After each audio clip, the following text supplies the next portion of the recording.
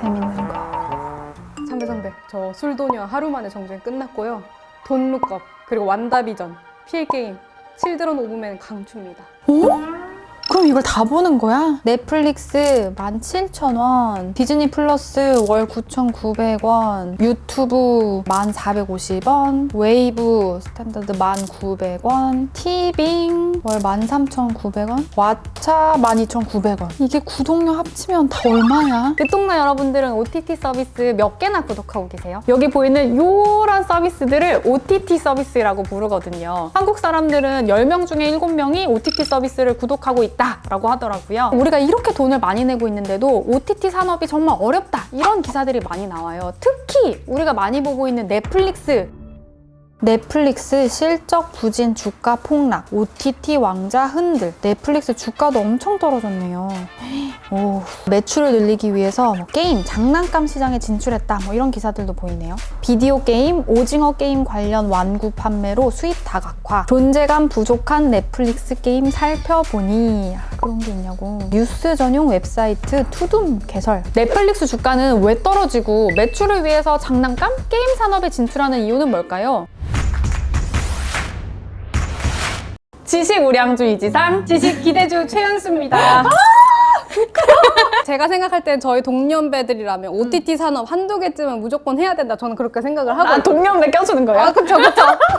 동년배. 저 진짜 요새 취미가 OTT 보는 거밖에 없어요. 저 진짜 나 왜 이렇게 많이 보지? 막 이런 생각이 들 정도로 많이 보는 거예요. 이 OTT 산업이 팬데믹 수혜를 본 산업이다라는 이야기를 많이 하거든요. 이 팬데믹 기간 동안 시장 규모가 엄청 많이 커졌어요. 우리나라 인구가 5천만 명이라는데 넷플릭스 구독자가 무려 2억 2천만 명이라고 해요. 전 세계에 네. 2억 명이 넘는구나. 네. 그래서 엄청 많은 숫자인데 왜 넷플릭스가 위기라고 하고 OTT 산업이 왜 끝물이라고 하지? 저는 이게 진짜 궁금했거든요. 일단 첫 번째로 사람들이 구독 해지하기 시작했다를 꼽을 수가 있을 것 같아요. 맞아요. 원래는 이 OTT 시장 자체가 넷플릭스가 완전 독주하는 체제였잖아요. 그러다가 이제 뭐 디즈니 플러스라든지 후발주자가 나타나기 시작하면서 경쟁이 치열해졌거든요. 맞아요. 그러네요. 저만 해도 뭐 웨이브에 볼 거 없어지면 아 이거 해지하고 티빙으로 빨리 갈아타야 되나 이런 생각 하거든요. 그래서 요새는 OTT에 있던 영화들이 갑자기 없어지기도 해요. 예를 들면 스파이더맨 같은 경우는 넷플릭스나 티빙, 웨이브 이런 데는 2월 말까지만 있고 다 없어지고 디즈니 플러스에만 볼 수 있거든요. 수시로 이렇게 컨텐츠 변동이 생기다 보니까 OTT 서비스에서 어떤 컨텐츠를 언제까지 확인할 수 있는지를 알아보는 SNS 계정이 따로 생기기도 했어요. 또 다른 이유 중에 하나는 신규 가입자가 감소했다라는 게 있는데요. 지난해랑 비교하면 148만 명 정도가 신규 가입자 증가분이 감소한 거거든요.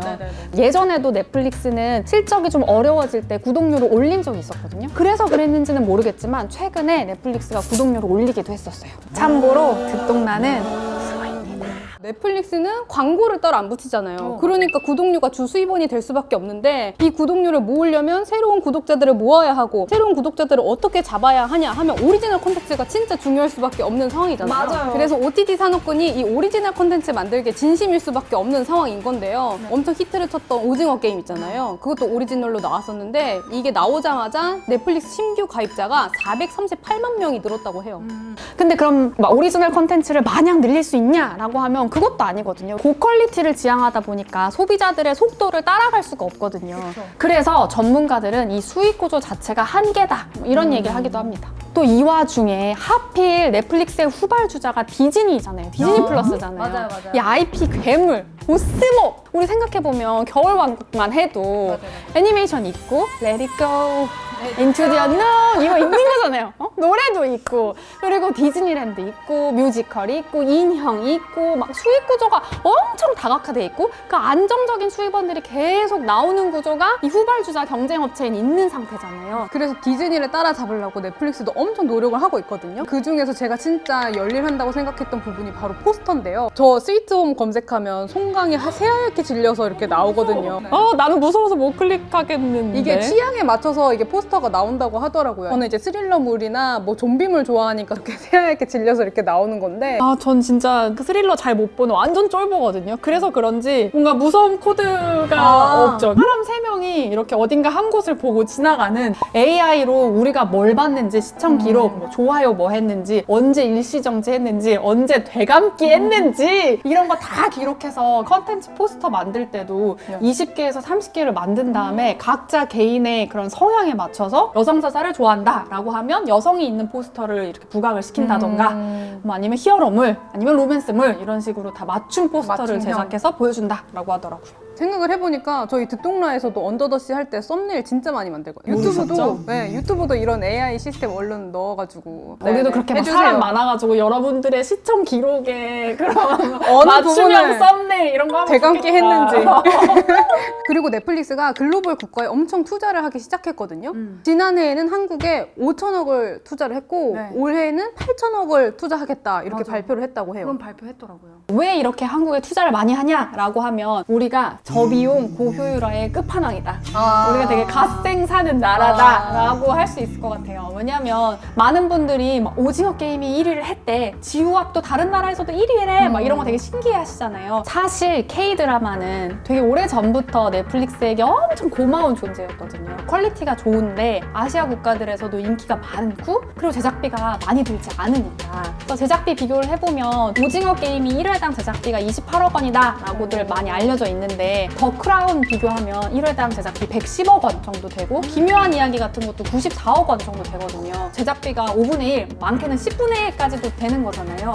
그러니까 넷플릭스 입장에서는 훨씬 K-드라마 가성비템인 거죠. 최근에 디즈니 플러스도 한국 콘텐츠에 투자하는 게 심상치가 않은 상황이거든요. 한국 오리지널 너와 나의 경찰 수업이 있고요. 비밀의 숲 작가님의 신작 그리드도 지금 디즈니 플러스 오리지널 신작으로 나왔어요. 애플 TV도 한국 콘텐츠에 투자를 했는데요. 무려 1,000억을 투자했다고 합니다. 그래서 넷플릭스가 어떻게 하냐, 이 파도를 넘어보겠다 하면서 게임 산업에 이제 발을 디뎠는데요. 넷플릭스 안에 게임 탭이 있거든요. 맞아. 이거 모르시는 분 많더라고요. 옆에 맞아. 게임 탭이 있어요. 기묘한 이야기 1984, 뭐 기묘한 이야기 3, 뭐 이런 식으로 게임이 나와 있어요. 넷플릭스 입장에서는 새로운 먹거리가 필요한 상황이라고 볼 수 있을 것 같은데요. 예전에 오징어 게임 막 흥행했을 때 추리닝 팔고 달고나 세트 팔고 막 그랬잖아요. 넷플릭스가 지적재산권 IP를 갖고 있으니까 이걸 활용해서 굿즈도 팔아보고 막 수익 다각화 실험을 했다, 프로젝트를 해본 거다라고 볼 수 있을 것 같거든요. 그런 맥락에서 게임도 이제 IP를 이용해서 무언가를 해보려는 시도 중에 하나다라고 보면 볼 수 있을 것 같고요. 이 게임 씬에서 굉장히 중요한 인물들을 스카우트 해가지고 되게 중요한 자리에 배치하기도 하고 뭐 이런 움직임을 보이고 있습니다. 게임 시장이 생각보다 엄청 커요. 맞아요. 게임 시장이 음악 시장이랑 영화 시장을 더한 것보다 더 큰 규모가 돼 있거든요. 그래서 지금 시장에서는 넷플릭스가 게임 시장에 진출한다라는 걸 굉장히 주요하게 보고 있거든요. 방금 이제 최현수 기자 얘기한 것처럼 우리 게임 봤잖아요. 맞아요.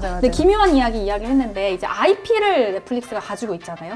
그런 지적재산권을 가지고 게임이랑 결합을 해서 어떤 스토리 있는 게임을 만들어내느냐가 시장에서는 좀 관건이지 않을까라고 지켜보고 있는데 아직까지는 지금 이제 게임 탭을 확인하셔서는 뭐 엄청난 게임을 확인하실 수 있는 건 아니지만 네. 이제 봐야 한다. 근데 예전에 생각해보면 블랙미러 같은 컨텐츠 있었잖아요. 네네네네. 체험해보고 참여할 수 있는 그 서사에 우리가 들어갈 수 있는 네. 컨텐츠들이 있었으니까 그런 실험형 컨텐츠들이 다 기반이 돼서 앞으로의 미래가 결정되지 않을까? 아니 그러면 오징어 게임이 게임으로도 출시가 될 수 있겠네요. 모바일 게임으로 모바일 게임으로. 나올 수도 있겠죠. 근데 이게 게임으로 나오게 되면 오징어 게임을 만든 건 한국이고 그리고 게임을 만든 거는 미국 넷플릭스인 거잖아요. 네네. 그럼 이거 수익 구조가 어떻게 배분되는 건지도 좀 궁금해요. 우리가 잘 아는 뭐 킹덤, 승리호, 오징어 게임 이런 거는 IP가 한국 제작사가 아니고 OTT, 넷플릭스에 있거든요. 그래서 이게 수익이 난다라고 해도 한국 제작사가 가져가는 게 아니고 OTT 회사에 가져가는 구조인 거죠.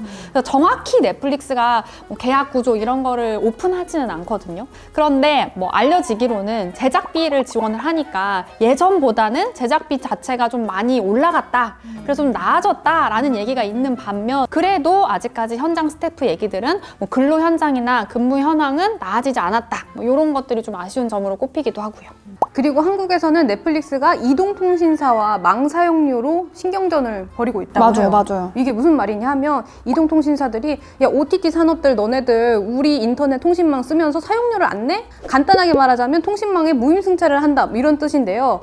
이 내용으로 SK 브로드밴드와 넷플릭스가 현재 소송에도 진행 중에 있다고 하더라고요. 맞아요. 그래서 이제 통신사들은 망 사용료를 넷플릭스가 내야 한다. 너네가 인터넷망을 많이 쓰고 있다. 트래픽을 많이 소비하고 있다라고 말하고 넷플릭스는 그럴 수 없다라고 이제 주장을 하고 있는 상황이잖아요. 이게 사실은 굉장히 오래된 분쟁이거든요. 근데 이게 지금 다시 이야기가 나오는 이유는 MWC라고 이동통신 관련한 최대 국제 행사가 있어요. 거기서 우리나라 이동통신사 외에 유럽의 통신사들도 이 비슷한 주장을 하기 시작했어요. 넷플릭스가 망 사용료를 내야 한다라는 주장을 하고 있어서 다시 이 문제가 수면 위로 올라온 상황입니다.